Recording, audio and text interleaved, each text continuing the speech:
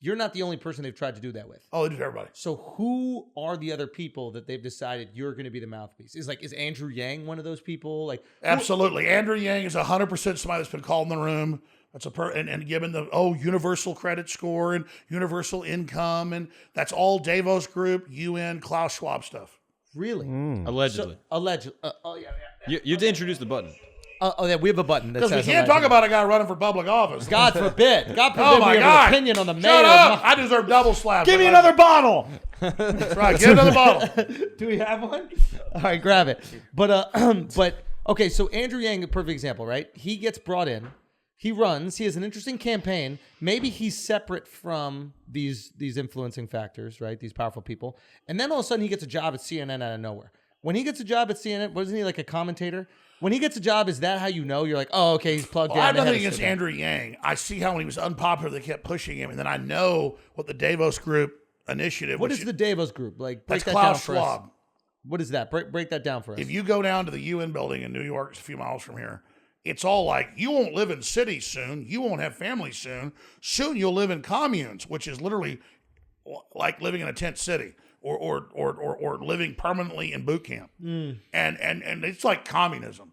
I mean, there's giant signs saying, and it shows you will live here, and it's like a concentration camp. It shows a picture of it, and they say you will own nothing, you will have nothing. You can pull this up. It's super creepy. It's super out of control. But I'm not allowed to reject it. I'm not human, so I love it. I love Andrew Yang. Yes. I love Bill Gates. I love the shots. I love it. I want to live in a commune. I love it. I love it. I love being hit in the head with bottles.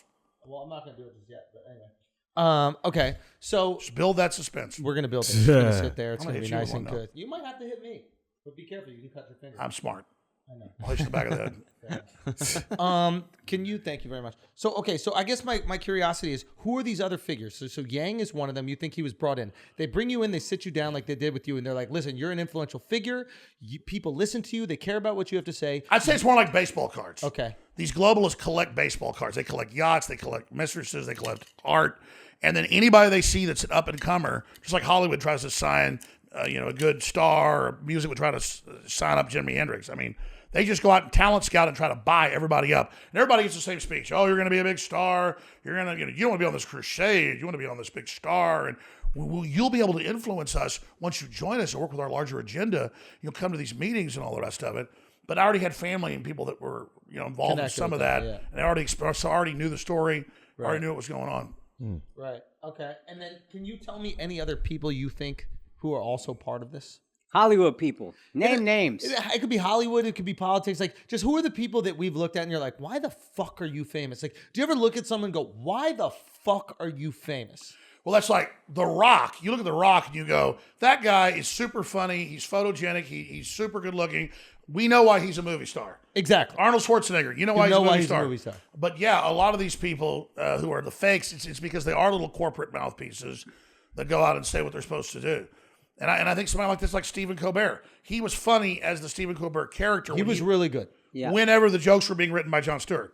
Now, or whatever it was. The point is that now they admit like Charles Schumer, the senator of New York, calls him and says what should be in his bits. No. That's in the news.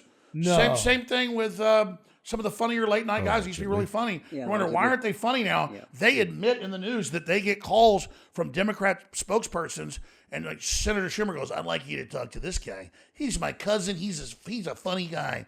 And those guys know that corporately their job and their contract is pursuant to a weird New York senator. Can you imagine like a senator calls up, oh, Andrew, I kind of like to see this in your piece. You say, fuck you, man. Yeah. Can you imagine like I'm out there thinking, okay, Senator Schumer says I'm supposed to say this now. Here's Schumer's joke. So this old man can sit there and watch and go, I control that young man. It's all about these guys that got into power, basically, maneuvered their way, didn't have what it took, controlling people. That's their power trip.